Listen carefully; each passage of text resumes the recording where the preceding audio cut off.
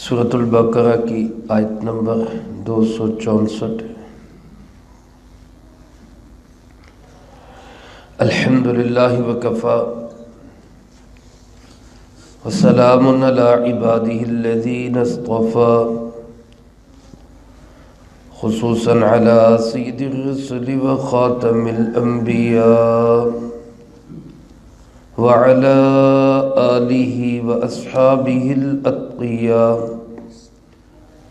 اما بعد فاعوذ باللہ من الشیطان الرجیم، بسم اللہ الرحمن الرحیم۔ یا ایہا الذین آمنوا لا تبطلوا صدقاتکم بالمن والأذى كالذي ينفق ماله رئاء الناس ولا يؤمن بالله واليوم الآخر، فمثله كمثل صفوان عليه تراب فأصابه وابل فتركه صلدا، لا يقدرون على شيء مما كسبوا واللہ لا یہدی القوم الکافرین۔ یا ایہا الذین آمنوا، اے ایمان والو، لا تبطلوا صدقاتکم، اپنے صدقوں کو ضائع مت کرو، بالمن والاذی، احسان جتلا کر اور تکلیف پہنچا کر، کالذی ينفق، اس شخص کی طرح جو خرچ کرتا ہے، مالہ، اپنے مال کو، رئاء الناس، لوگوں کو دکھانے کے لیے، ولا یؤمن باللہ والیوم الآخر، اور اللہ پہ یقین نہیں رکھتا نہ ہی آخرت کے دن پر، فمثلہ، سو اس کی مثال، کمثل صفوان، ایک چٹان کی سی مثال ہے، علیہ تراب، جس پر مٹی پڑی ہو، فاصابہ وابل، اور اس پہ آئے پانی کا تیز غیلہ، فترکہ صلدا، اور اس کو صاف چٹیل چھوڑ جائے، لا یقدرون علی شیء مما کسبوا، نہیں وہ قدرت رکھیں گے کسی چیز پر جو انہوں نے کمایا، واللہ لا یہدی القوم الکافرین، اور اللہ پاک کافر قوم کو ہدایت نہیں دیتا۔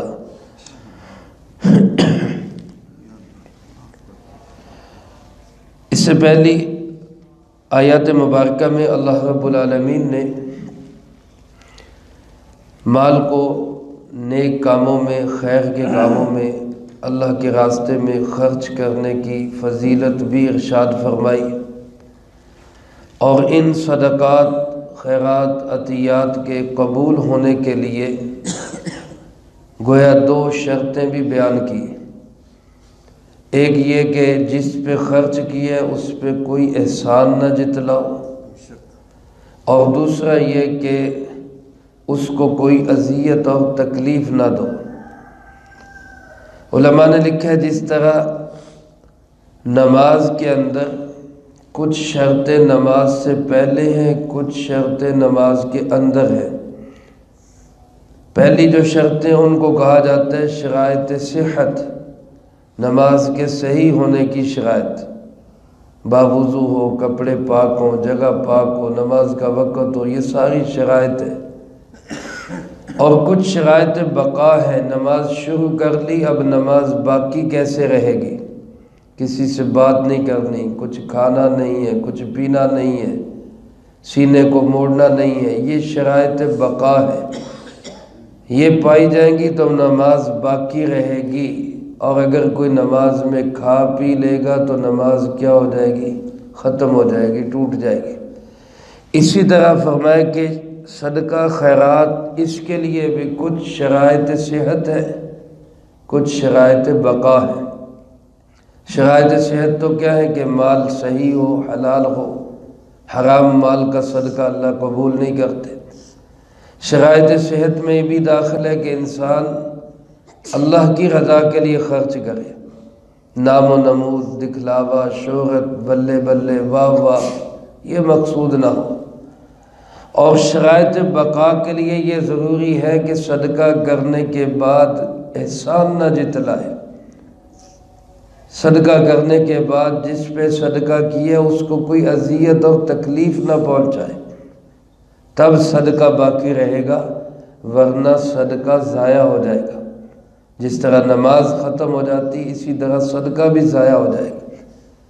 چنانچہ یہاں اللہ پاک نے بڑے واضح الفاظ میں ارشاد فرمایا، اے ایمان والو، میں آپ ہر ایمان والا اس کا مخاطب ہے، اور یہ بھی ایمان کی بہت بڑی نعمت ہے کہ ایمان کی وجہ سے ہم اس قابل ہو جاتے ہیں کہ ہمارا اللہ ہمیں خطاب کرتا ہے، ورنہ ہم کہاں گندے مندے گرے پڑے لوگ اس قابل نہیں کہ اللہ ہم سے بات بھی کرے، لیکن ایمان کی بدولت اللہ ہمیں مخاطب کرتا ہے، ایمان والوں۔ اللہ پاک کیا کہنا چاہتے ہیں؟ لا تبطلوا صدقاتکم، اپنے صدقوں کو ضائع مت کرو، باطل مت کرو۔ اللہ کی بہت بڑی نعمت ہے، اللہ کسی کو مال خرچ کرنے کی توفیق دے، کسی کو صفت فیاضی سخاوت عطا فرمائے، بہت بڑی نعمت ہے۔ اب اس نعمت کو ضائع نہ کرو۔ اس نعمت کا ضیاع کس طرح ہے؟ دو چیزیں فرمائی، بالمن والاذی، گزشتہ درس میں بھی یہ گزر چکی ہیں۔ من کا معنی کسی پہ احسان جتلانا، ہم نے خرچ کیا، تانے دینا، مینے مارنا، اور اس پہ یہ باغ رکھنا، بوجھ رکھنا کہ ہم تمہارے محسن ہیں۔ اور اذی کا معنی تکلیف دینا، یعنی صدقہ کرنے کے بعد اب خدمت لے رہے، اب کام لے رہے، اب اس کو مجبور کر رہے، یا وہ اس لالچ میں کام کرتا ہے کہ اس کا کام کروں گا تو کل کو یہ مجھے زکوٰۃ، صدقات، خیرات میں سے میرا تعاون کرے گا، تو یہ گویا کہ صدقہ کر کے تکلیف دینا یا صدقہ کرنے کے لیے تکلیف دینا، دونوں چیزوں سے صدقہ کیا ہو جائے گا؟ ضائع ہو جائے گا، باطل ہو جائے گا۔ اور تیسری چیز جو ہے، اللہ پاک فرماتے ہیں کہ احسان جتلانے والا، تکلیف دینے والا، یہ ایسے ہی ہے جیسے کوئی شخص مال کو خرچ کرے لوگوں کو دکھانے کے لیے، کالذی ينفق مالہ رئاء الناس، جس طرح لوگوں کو دکھانے کے لیے خرچ کرنے والے کا صدقہ ضائع ہو جاتا ہے، اسی طرح کوئی احسان جتلائے، کوئی تکلیف دے، اس کا صدقہ بھی کیا ہو جاتا ہے؟ ضائع ہو جاتا ہے۔ اور میرے محترم دوستو، صدقہ کی جتنی بھی صورتیں ہیں، مثلا راستے سے تکلیف دہ چیز کو ہٹا دینا، کسی مسلمان سے ہنسنے والے چہرے کے ساتھ مسکرا کر خوشی کے ساتھ اس کو مل لینا، یہ بھی صدقہ ہے۔ دو بندوں کے درمیان صلح کروا دینا، یہ بھی صدقہ ہے۔ کوئی آدمی جو ہے اس کو آپ اس کا تعاون کر دیں، گھر بار پہ خرچ کر دیں، اپنے بیوی بچوں پہ خرچ کر دیں، یہ بھی صدقہ ہے۔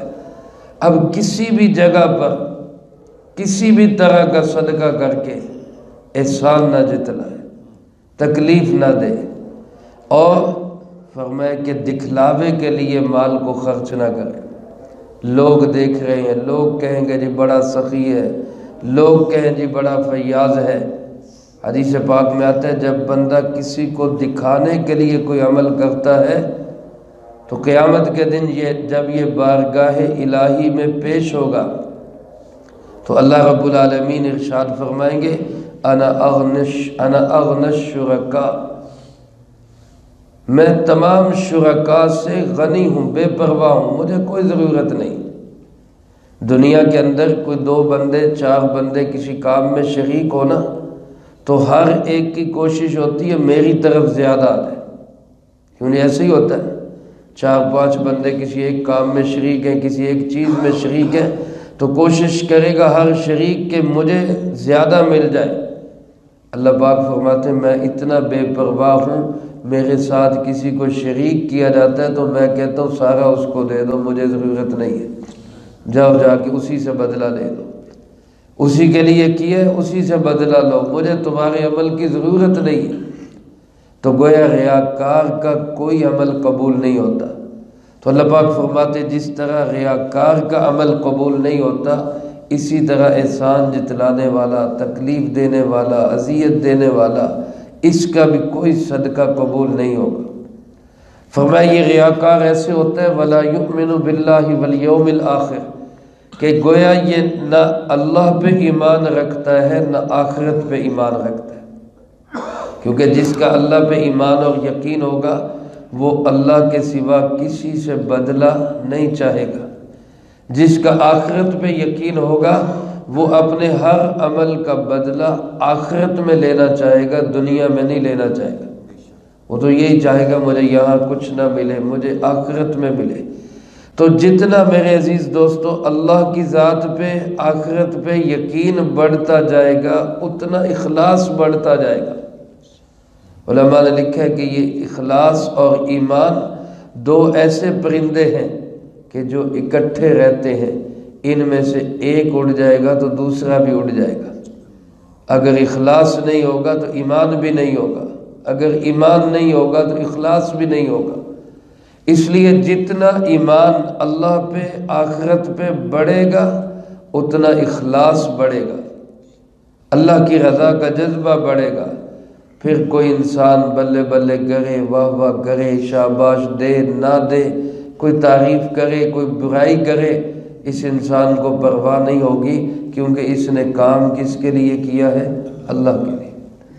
جب بندوں کے لیے کام کیا ہوگا پھر کوئی شاباش دے گا تو خوش ہوگا، کوئی کہہ دے گا تو ٹھیک نہیں کیتا تو منہ بسور لے گا کہ یار میں اتنا اچھا کام کیا، میری تعریف ہی نہیں کی، کیونکہ تعریف کے لیے کام کر رہا ہے، اللہ کے لیے نہیں کر رہا۔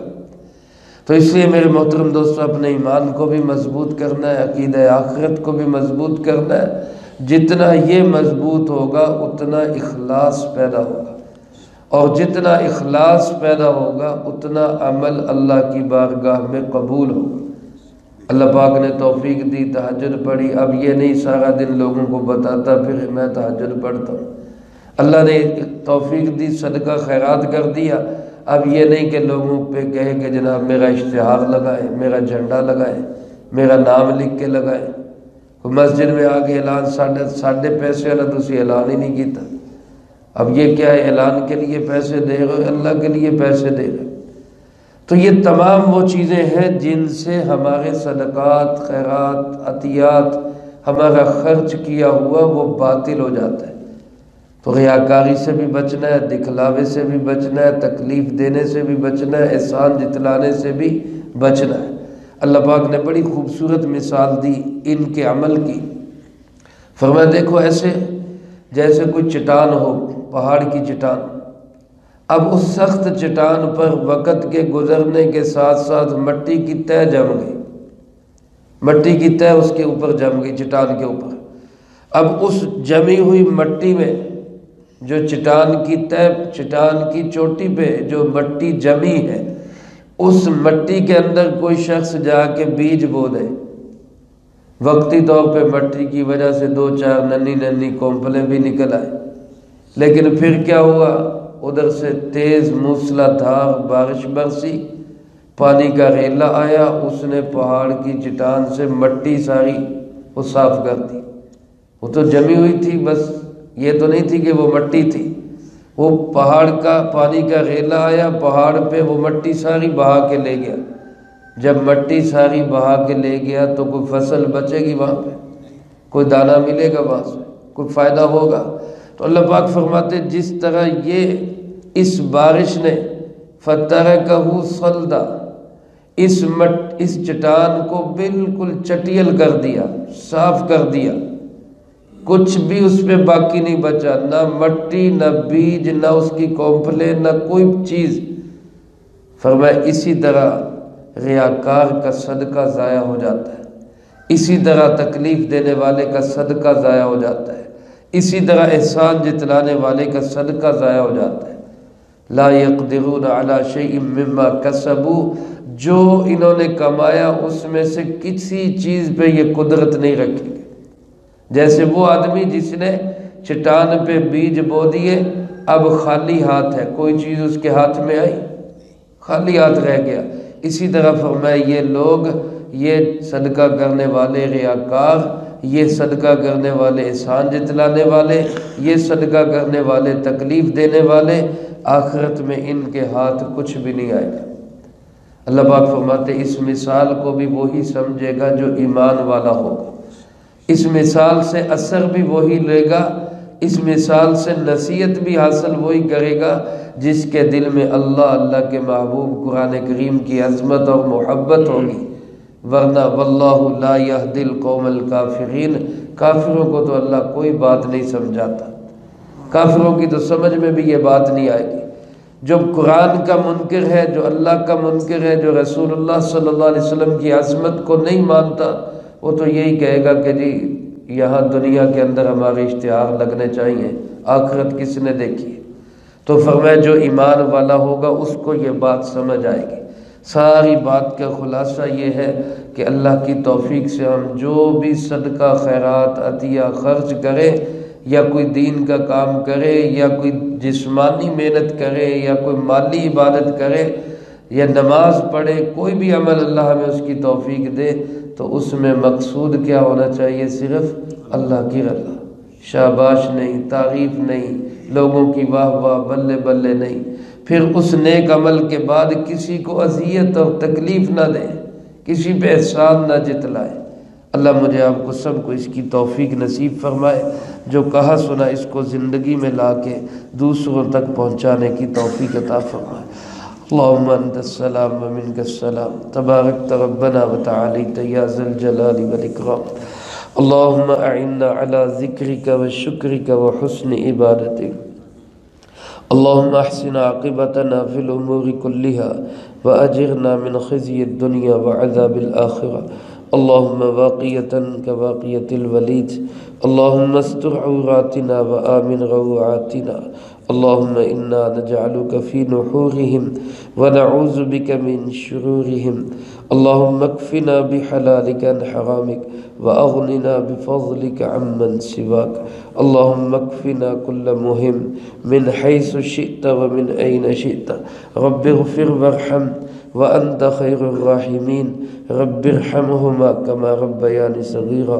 اللہم ربنا ہب لنا من ازواجنا وذریاتنا قرۃ اعین واجعلنا للمتقین اماما۔